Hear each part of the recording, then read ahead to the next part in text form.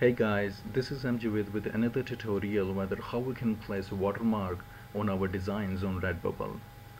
Well, it takes too much time to create a unique design that not only grabs the attention of potential visitors but also sells like hotcakes.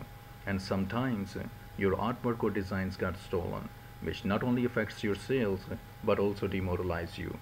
And in that perspective, what you can do is to place watermark on your designs, and Redbubble provides that option so that we can protect our designs from being stolen. Now go to your account activity under account, and here the first thing you need to do is to click on protect your work and select a watermark option. Here you will have some options to select from, but the one I recommend is the last one.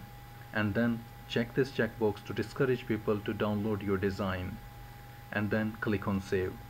It will place a watermark on your design, and the Redbubble will make it hard for people to download your design.